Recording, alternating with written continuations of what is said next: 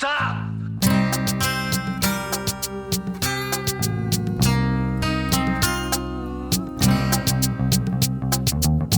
Sure you want the rest of it? Dirty Harry Minute. Dirty Harry Minute. Dirty Harry Minute Podcast. Dirty Harry Minute Podcast. Every penny's worth. Welcome back to Dirty Harry Minute, the only podcast in the world to analyse, scrutinise and celebrate every minute of that 1971 Warner Brothers classic starring Andy Robinson. I'm your sole host today, John, but I'm delighted to have returning guests Ryan. Hello. And someone next to Ryan. Rachel. Hello. Rachel, Ryan, thank you for joining us. No problem. A pleasure to be here. And very exciting for all listeners, me in particular, one of my favourite podcasts, my favourite Canadian podcast. We have one part of the Sneaky Dragon podcast, Dave Detrick. Hello. Hello there. Good to join you to celebrate this fabulous film. Great. Thanks for joining us, Dave. Today we are reviewing Minute 90. The minute begins with a side shot of the school bus and ends with Scorpio sickly singing, "Row, row, row your boat." What did you think of this minute, David? What did I think of this minute? Well, it's interesting. First, I thought it was curious that they go into a rainbow tunnel. I thought that was kind of... Yeah. I don't know if that's like an early celebration of San Francisco's heritage or just an attempt to liven up a concrete hole in the freeway, and then there's nothing worse than being made to sing. I don't know how those kids could have stood it that long. It seems like they were singing for half an hour. I would have been crying 5 minutes into that bus ride. So We were talking last minute. We were grateful they didn't do the screenwriters the obvious trick of getting the kids to sing "The wheels on the bus go round and round." Thank God. Did that song exist then, though? That's the question. I'd hope so. That song feels newer than "Row, Row, Row Your Boat" and stuff, you know. Perhaps it was an alternative to rowing a boat. Do you have yellow buses in Canada, David, for school kids? Yes, we do. Yeah, they're all yellow. Well, most of them are yellow. I think there were some that were blue, but most of them are yellow. So, In Australia, we do not. No, there's no unified bus colour. Yeah, they're all different colours in Australia. oh really? And the ones down here, in Victoria, they're public transport buses. Okay. So there is nothing that goes, yep, that's a school bus. Unless it's private schools. Yeah. No, but even then they just have their own buses. Do they have the name of the school? How do you recognize that it's a school It just bus? says school bus Okay. on on the lights on the top of the bus. I see. Yeah, and that's your clue. Wow. No, ours are well, basically they're just giant disasters waiting to happen. They're these big metal buses with vinyl seats, with very little padding, full of like stainless steel rails all over the place, and absolutely no seatbelts. So why they still are on the road today, I have no idea. But that's how school buses are. They're there so Scorpio can get one and drive to the airport. Yes. Or the Joker can use them in a bank heist. That's what they're there for. Yeah. North America makes it very, very easy for people like Scorpio. Here are the kids, come get them. Well, there was a case, and when my wife and I were watching this last night on TV, I downloaded and rented this film, and I'll talk about that in a second because there's a disappointing element to it. But we were wondering when we were watching it if this film inspired this case in 1976 where these kidnappers kidnapped a school bus and buried it in the desert. Yes, Chowchilla. The Chowchilla kidnapping we've mentioned before. Okay. Allegedly, they sourced a novelization of this movie in their local library, together with some episode of an Alfred Hitchcock Presents episode, as apparently basis inspiration for this. Yeah. Wow, interesting. So, life imitates art. That's interesting. Because, Yep, well, it shows you the detriment of movies and TV. Are we to assume that was the Scorpio's plan, was to bury this bus in a gravel pit? Is that the kind of assumption that Like I don't really know where the movie. Like what was his plan? Like where was he going with the bus? Well, he's heading to the Santa Rosa airport. Yeah, and the kids were going to come on the plane with them. Oh, I see. Oh boy. Okay. What an interesting character the Scorpio guy is, because is like nothing he won't do. You know, he's a sniper, he's a kidnapper, he's A rapist. whatever, a rapist. He doesn't care whatever act I guess he's required to do, he'll do it. It's he's a real convenient plot device. I mean, character in the movie. Wonderfully played by Andy Robinson, though. I love his performance at this Beautiful. part of the film. Especially the idea that he wouldn't be terrifying the moment he stepped on the bus, his face covered with bandages.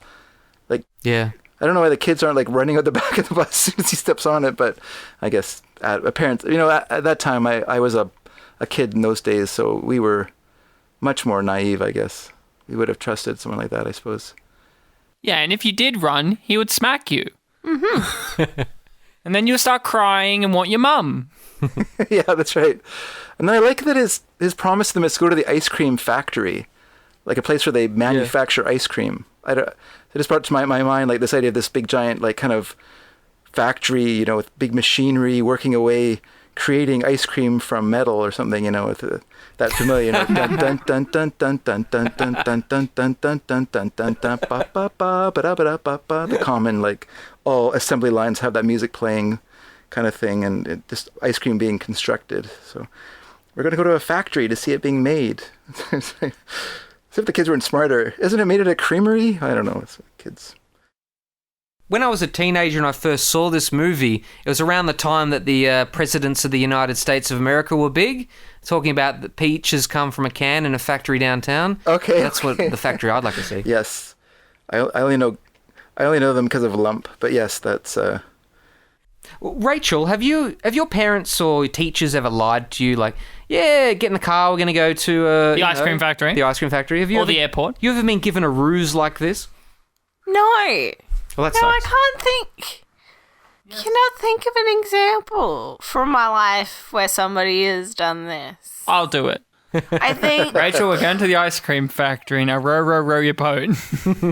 What about you, David? Did your parents ever connive to get you somewhere to the hospital or somewhere undesirable by some ruse like Scorpio? Well, you know, I grew up in the 70s, so parents just made you do things. You didn't have any... There was no coaxing in those days. You just did what your parents told you. So, yes, it was a different time. The promise of an ice cream factory, though, I would have definitely jumped into the car to go to that place. Ugh, I can only dream of it. I can only dream of ice cream factories. So good. Can we get Freudian about this movie? Let's get Freudian, yes. Now, Okay.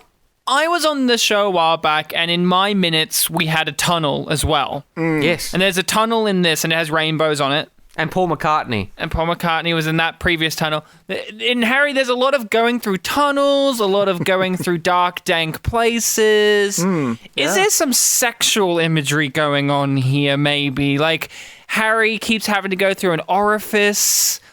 Is this somehow related to his dead wife? John, you're the expert here. You're the Harry expert. How many tunnels have been in this movie? I think 3. This Waldo Tunnel, now known as the Robin Williams Tunnel, in honour of our sorely missed comedian. There's the tunnel with Paul McCartney with a beard in it.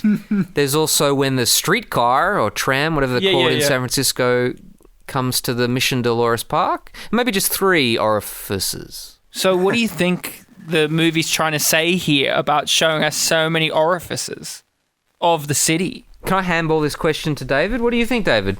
Well, before I answer that question, I'm hoping that the rainbow paint is still on this tunnel in honor of Robin Williams and his rainbow suspenders that he wore for so many years. That's true. In terms of Freudian, you know, this is a very good question because it's interesting that he goes into a hole and meets those men earlier in the film, the 3 men who come out of the darkness towards him. It is really interesting. And then he goes into, and then kind of when he's chasing through the factory at the end of the film, there's a lot of like shafts in that movie. Yes. You know, and orifices that that are kind of that sounds terrible, but dusty. Jeez, oh boy, and it's. I have no idea what the movie's saying. It's so many. There's so many different orifices in this film. They don't seem to have like a unifying theme, though, do they? No. I mean, in one case, he's going into an orifice with children, which seems terrible. Yeah. Yeah. But that's because he's a bad guy. Even the name Dirty Harry is just kind of like now you wouldn't name a movie that now. Like we're used to it now. Like we just go Dirty Harry. Yeah. But if someone decided they're going to make a movie now and said, I'm going to call it Dirty Harry, everyone in the room would say, no, you're not. So I just think at the time, an innocent time. In a time in which the main character eats hot dogs. Yeah, that's right. Yeah, that's right. He's eating a hot dog. Yeah, that's right. And it's for him, it's a special hot dog that he always gets as well. So we've got a lot of things going on. Hot dogs, orifices, shafts, dead wives, Andy Robinson, a lot of imagery. If you think about it, our lives are full of orifices and hot dogs. So maybe it's just a reflection of our own kind of Freudian lives. Here I live in a city called Aldergrove, and we have a senior secondary that was for years called Aldergrove Senior Secondary, or ASS, which took them 30 years to figure out, and then change it to Aldergrove Community Secondary School, so that it's not ASS. So I think just innocent times, people just didn't make these sort of connections the way that our generation or our era does, Except for Clint. He made these connections. Clint's on top of this. And Hitchcock. Remove the N in his name, he gets very sexual. Yeah. Yeah. Now, I'd like to read, David, Rachel, we have an extract here from the novelization. Oh, cool. Which we finally sourced a few weeks ago. And this is about, pardon my North American accent, David, but here we go. Oh, boy. Pigs. Scorpio muttered into the wind. A bunch of goddamn pigs. A young couple browsed in front of a bookstore, thumbing through a rack of paperbacks. College creeps, Scorpio hissed with cold contempt. An old man stood outside a liquor store, a bottle in a paper sack held close to his chest. The rifle's crosshairs pinned him. You wine-soaked old fart, said Scorpio under his breath, squeezing the slack out of the trigger. I'd be doing you a favor, wouldn't I? And who the hell would give a damn? Scorpio's head ached. Too many people. Too many targets. He wanted time. Time to think. To choose carefully. It was important. No one knew how important it was. It was something that had to be done right or not at all. You are characterized by a driving force that overcomes obstacles. You are capable of passionate devotion. Yes, Scorpio said. God damn it, yes. No fucking bums, no long-haired creeps. He had no name at all. You are the one who hits the world with dynamite. That's your personality. I don't need any goddamn fucking name. But he does have long hair and is a creep. He means his targets. He shouldn't pick the obvious people. Right, of course. Don't pick the ones that look like him, of course. Makes sense. I like that he has a thing with college students. Are we assuming that he didn't go to college? I felt he was a Harvard man myself, Scorpio. I felt like he was an up-and-coming lawyer. Maybe. Yeah, I think, it's interesting hearing that, because it sounds as if the novelization tried to kind of tame that kind of fascist complaint a little bit by having him hate college students as well as this regular folk, So just so we know that everyone's a target of this guy. Yeah. It's also interesting listening to it because it sounds like it was the inspiration for Taxi Driver. Well, yeah. The novelization was based on an earlier version of the script. Do you think the movie is any better or the worse, David, for removing the sort of the zodiac, the astrology links? I mean, the movie doesn't really have it at all, but the novelization fleshes it out a little bit about him consulting his horoscope. I thought the Scorpio thing was just kind of a play on the Zodiac killer who was operating at that time in California, so... Yes. Do you think it was best to try and... Obviously, the links are inescapable. Do you think the movie was better or the worse for not for trying to make it a bit different? I think that if I was looking at it critically, I would say that it would just detract from the main idea of the film, which is Dirty Harry. Like, I don't think it's really a mystery. So I think the only way you could introduce, like, having Zodiac elements would be to have it as sort of a mystery where you're using them as clues to sort of lead you towards who the character is. But I don't really think that's, like, I think that would kind of work counter to who Dirty Harry is supposed to be, which is a sort of, like, tough cop who, solves stuff through his fists rather than through poring over Zodiac manuals.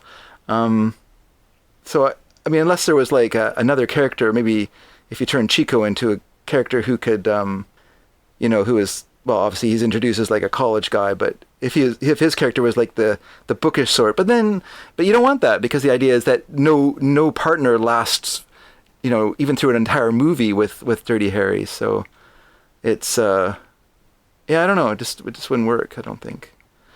Also... So it's good enough Scorpio just exists as a foil for Harry just to get the plot along? Yeah, I think the movie... I mean, he's... the whole movie is basically like... I kind of do agree with Pauline Kael's assessment of it. I remember reading it a long time ago after I'd seen the movie and being a little outraged by it because I liked the movie. But I think she's right in the sense that the movie is like...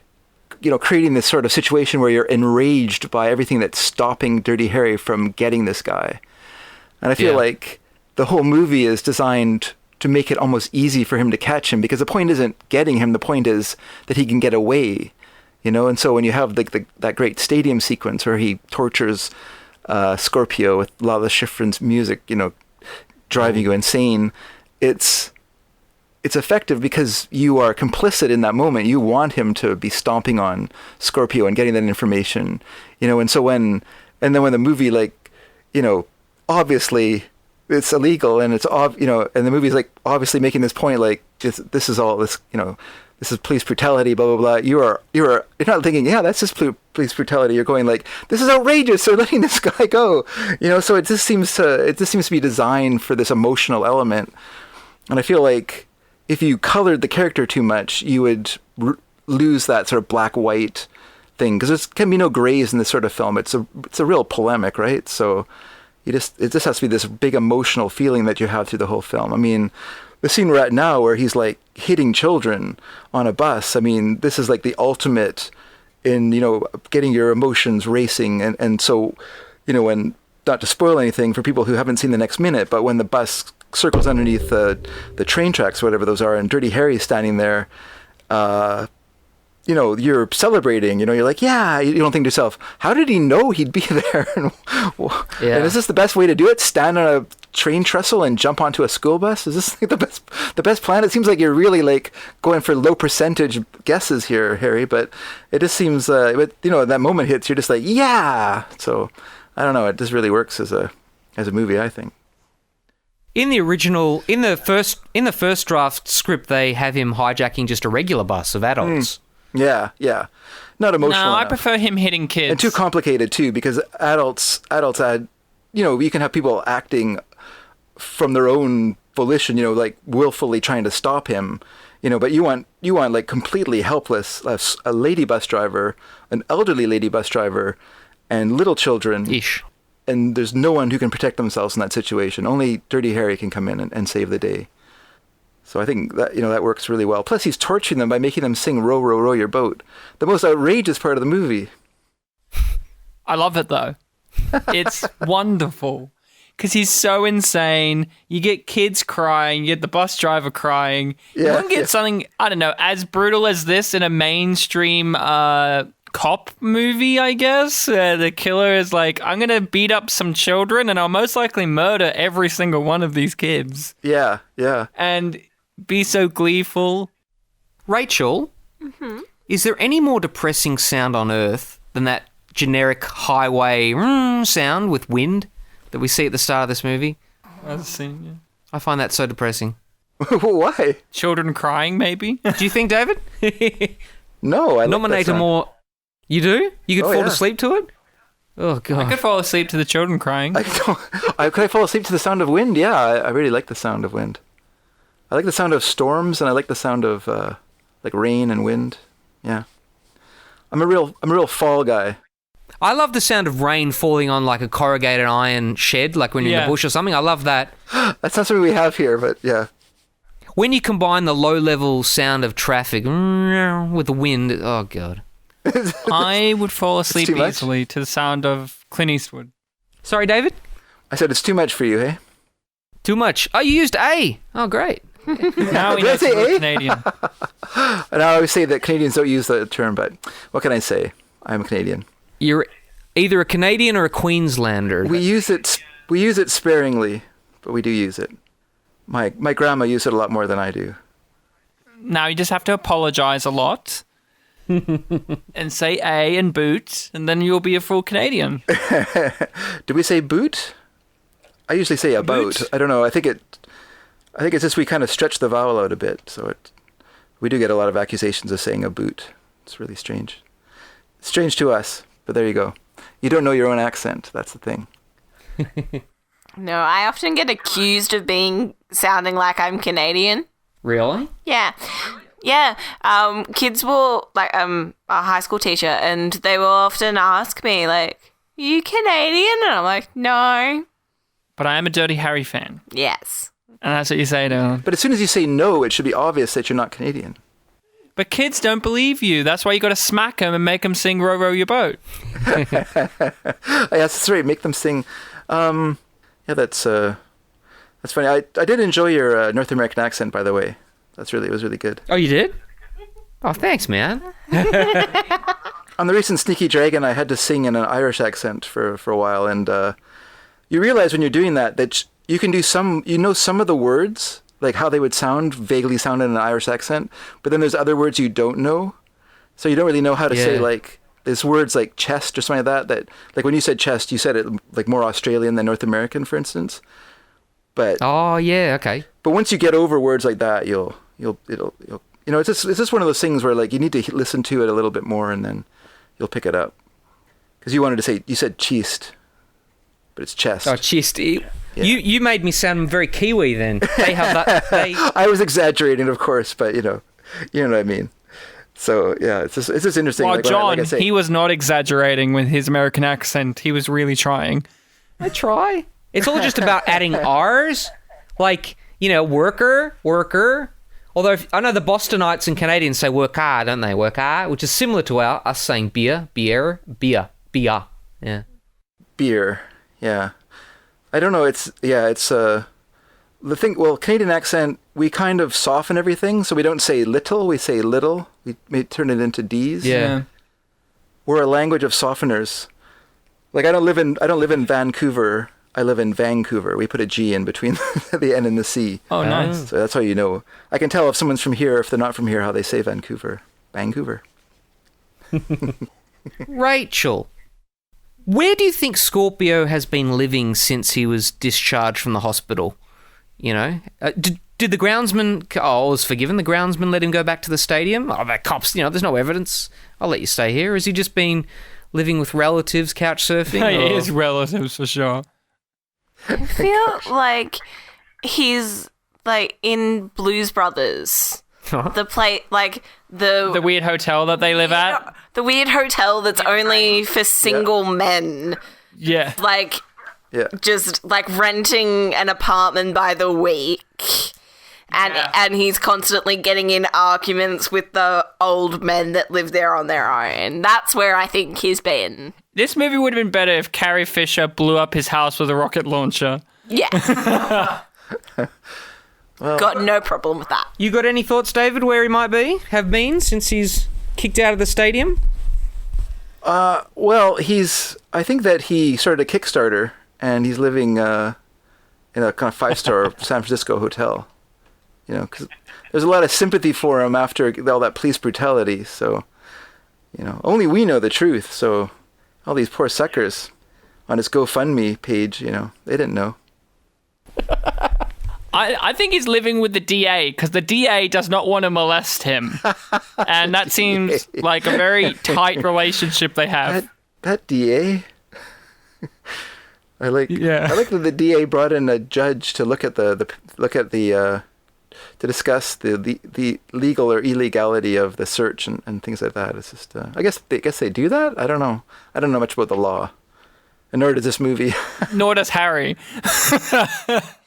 I doubt they'd pull in the police constable, the inspector actually responsible for the report. Surely you just call in the chief to... Yeah. Maybe. Yeah. It's Harry.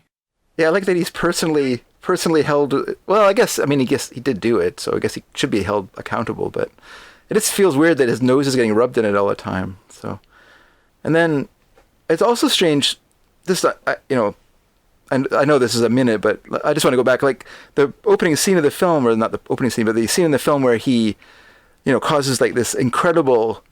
hundreds of thousands of dollars worth of damage, catching bank robbers, I think is also interesting because no one says to him, "You caused hundreds of thousands of dollars trying to catch these bank robbers." No one mentions that. Like, it seems like in a more modern film, like your Lethal Weapons or whatever, like the chief would be really mad at the all this destruction of property, but it doesn't seem to be a problem in San Francisco of that time period. I guess it was common. Nah. Dirty Harry just gave him a hot dog and it was all cool. It was all cool. It's my personal hot dog. That was a terrible Clint Eastwood. David, Yes. what do you think? What are the mayor and co doing right now? Harry's split on them. They don't have Yes. a bag man. Yeah, that's right. Maybe Bressler's gone. Maybe Bressler's gone to Harry's apartment and he's mistaking Harry's body in his bed for. Come on, Harry, be the bagman. Or have they given the bagman responsibility to that poor AV guy? How are they planning themselves accordingly? That's right. Well, first thing, when Harry left, he went and put a mannequin at his desk wearing his clothes. So they think that he's there. They don't know that he's left. Yep. And then they're talking to, what is his name, DiGiorgio Fatso? That's who they want to do Yep. it. So he's more reliable, they feel, than because what they really want is a guy who can't climb a fence. That's what they're thinking. They're like, well, the problem with Harry is that, there's nothing to stop him from climbing a fence. So if we give it to DiGiorgio, all he can do is deliver it. We'll just make sure that the plane is behind a fence with a gate, and then he has to go in. So they've got a plan, I think. Pretty simple, too. I would love it if they gave the bagman duty was just to Scorpio himself, because the DA and Scorpio are tight. He's just like, who should be the bagman? Scorpio himself. I'll call him up. We're best friends. I love that guy. I don't want to molest him at all. He seems like a good guy. That is great. Well, we'll cut out the middleman. Like, if Dirty Harry won't do it, just call him Exactly. Scorpio. Because he hasn't broken any laws. We've established that. He could just come into the city He's hall a good anytime guy. he wants. Wait a second. Maybe because he's kidnapped children, though, he has broken a law. Forget it. Never mind. Well, they don't know that. He could be faking it. It might be an impromptu school excursion where Scorpio's taking him to the ice cream factory. Yeah. Yeah. The ice cream. Oh, the ice cream factory. Dun, dun, dun, dun, dun, dun, dun, dun. Yeah. That's, well, can I just say one thing I just want to say about Andy Robinson is what a fantastic job he does as Scorpio. And he's particularly great in this sequence, this minute where, he's just so absolutely reprehensibly evil, but he also does like the greatest like ugly faces I've ever seen. Like every scene in this movie, he is making these great ugly faces. Like he's always like making these weird grimaces. His, with these big bulging eyes. It's great. Was this his debut performance, basically? In a motion picture, in a feature film, yes. Okay. He was taken from an off-Broadway play where he was doing some version of The Idiot or a subject to Fitz, I think. He was playing a maniac on stage. And Oh, you don't say. So they saw him and they said, this maniac is perfect for our maniac. Ah, interesting. Yeah, no, he does it great. He does such a fantastic job. His sniveling is fantastic, and his when he's being all arrogant and cruel, he's great. Oh, he's just does have a wonderful job. I'm surprised he didn't do agree. more. I think he does a great job. I think his strength as an actor is what you said, his face. Yeah. Because later on, he'll be in Star Trek Deep Space Nine in heavy prosthetics, and he can still emote through those prosthetics because he contorts his face so much, and he has these eyes. Wow. And I think that is his strength. I never watched that show, but It's interesting. I didn't know he was on Yeah, it. he's a lizard man in it. So It was a regular for a few years, wasn't he? he's Ryan? throughout the whole 7 seasons as Oh, wow. a supporting character who's like a Cardassian, a lizard guy. And that's great because you have Clint Eastwood, who's very stoic. Yeah. He doesn't make many facial expressions. Yeah. And then you have Andy Robinson. He makes all of the facial expressions. He filled their facial expression quota. That's part of what they were Exactly. thinking, I guess. They're like, the producers are like, listen, we've got a facial expression quota. We got to fill it, but Clint isn't going to do it for us. We'll need an actor who can really gurn. We need someone who can really turn his face inside out. Who can we get? So yeah, it's Andy Robinson. Andy Robinson. You're going to be wearing a piece of pepperoni on your forehead that looks like a scab gash. So don't. If you get hungry, please resist the urge to just eat your makeup. Is that what they used? Actual pieces of meat hanging off of his face? That's great. I Looks wish. like it to me. David, is it a bit unusual that you're a North American white man in his 50s and you're not familiar with Star Trek? Oh, I hate that show. Oh. Well, get out of here. I love that show. Get out. You're fired. Oh, I get to be the neutral moderator because I've just never seen it. I don't have an opinion. Oh, you like the Vulcans. Neutral. Okay. And Andy Robinson plays kind of like the evil, well, not evil, but he's kind of like the mysterious spy who's like, I'm not a spy. I'm just a normal guy. I'm not at all a spy. Scorpio's just a normal guy in a cardigan, Yeah. isn't he? And a turtleneck. He's made a career of playing normal guys. Yeah. Normal, nice guys, family man. Rachel, is this minute hard to watch? Would a modern audience find this hard to watch? I think it is designed to make you uncomfortable. Because at that point, you don't know what Scorpio is really capable of. You reckon? Well, we didn't know he was capable of wanting to kill children. Yeah. They don't even have this in GTA video games, do they? Can you kidnap Nah. kids in video games? I wish you could kill kids in video games, but you can't. It's a bummer. Like, you know that he's willing to do anything that to achieve his goal. But you also like, well, would he really kill a bus full of children? Yeah, he probably would kill a bus full of Only once they're in the air. Yeah. like once they're no longer useful to him, that is when they can die. But up until that point, he still needs them. So they need to keep singing. Only if the ice cream factory's closed. Yeah. Yeah. Exactly right. Then they're done for. Well, according to the fat kid, they took a wrong turn. So He knows where the factory is. yeah, He works there. He's the owner it's of the wrong way to go to the ice cream factory, and he knows it. I've been You there. know, fat kids, they know where ice cream factories are. It's a fact. I think this scene is. It was interesting watching this film actually because it is still. Well, it's hard for me to judge, of course, because I don't know. Like if I would want to watch it with someone who is much younger than me, because I saw this film a long time ago, obviously when I was a teenager, and it just seemed like the greatest thing ever. And it Still is. still feels that way now, but I mean my bias is built in now, so I'd be curious to watch it with someone who is much younger to see, if a movie that's much, moves a little slower than modern action films do, in the sense that it's coherent and has a plot and things like that. Like those sort of things have gone out the window for most part.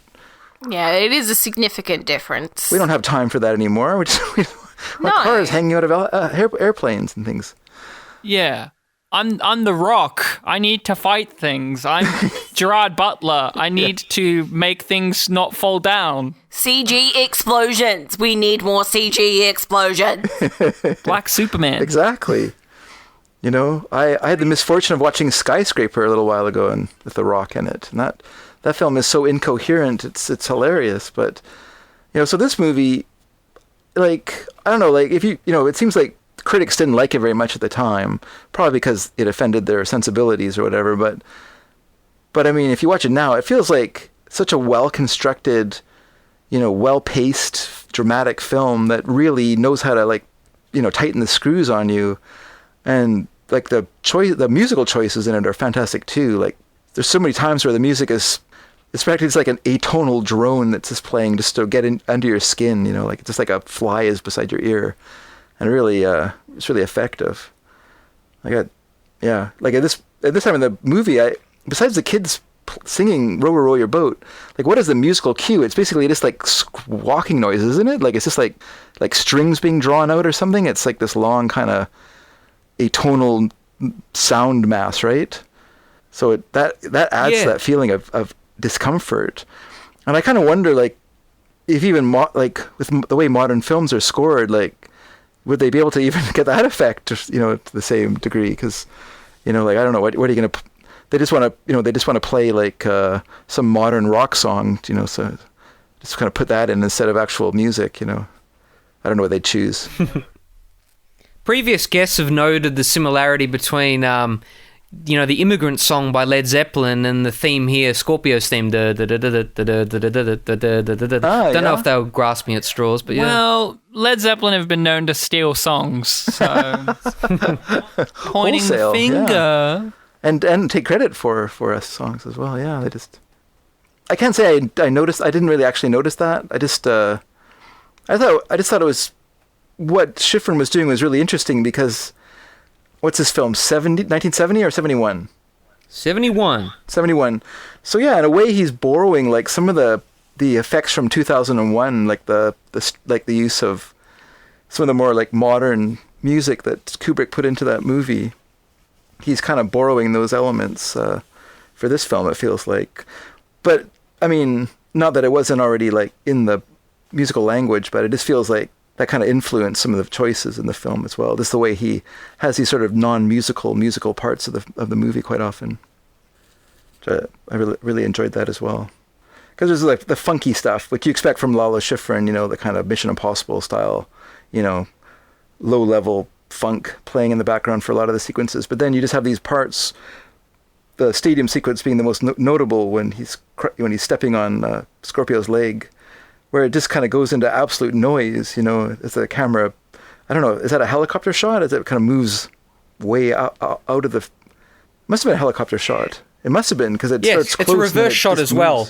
It was a helicopter shot?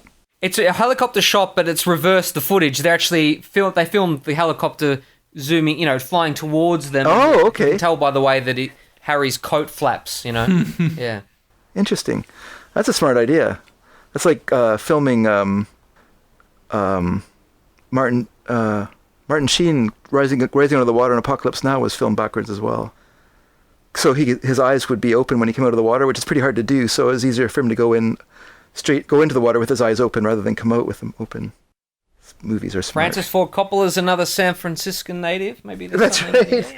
Yeah, that's right. He's influenced by.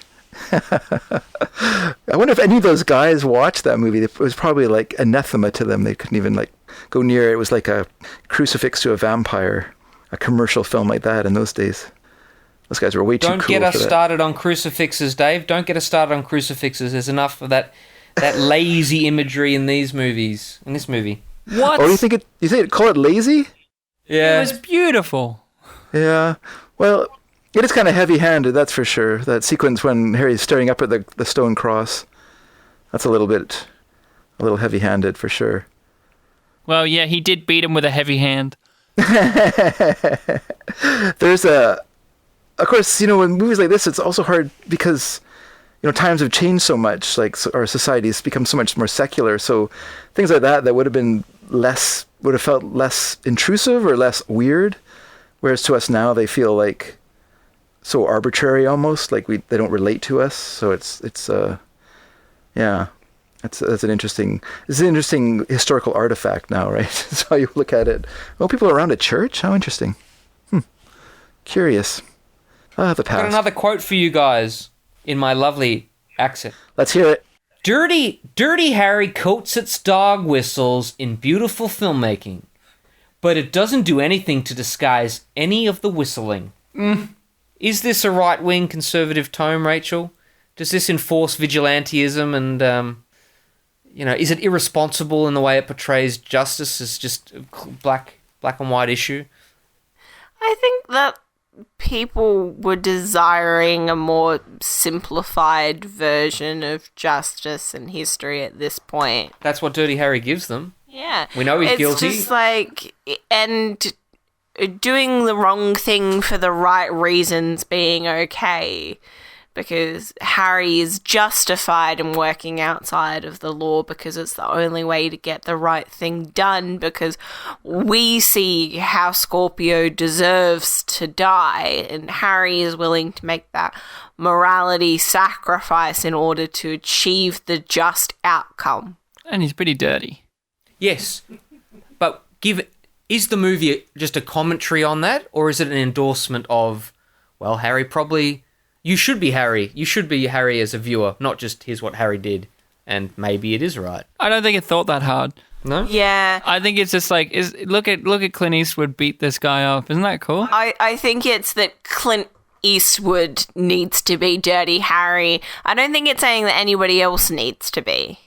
I think the Death Wish movies are requiring us to be more involved in that regard of taking justice than the policeman whose job it is to take justice and deliver it, even against his own force, I guess. Take that, DA. David, you said that this movie has been with you since your early adolescence and all the biases, you love it. But if you were to play devil's advocate and say this movie is irresponsible and it is fascist, as Pauline Kael said, how would you mount that argument? Is there any validity in that? Well, I do think it has validity, whether it's intended or not. The film does have fascist elements to it in the sense that it is a argument for authoritarianism over the collective. It's over the individual over the people too. So the idea that one man knows more than a democracy, the idea of lobbying, something that as a culture, as a society, we have developed over time.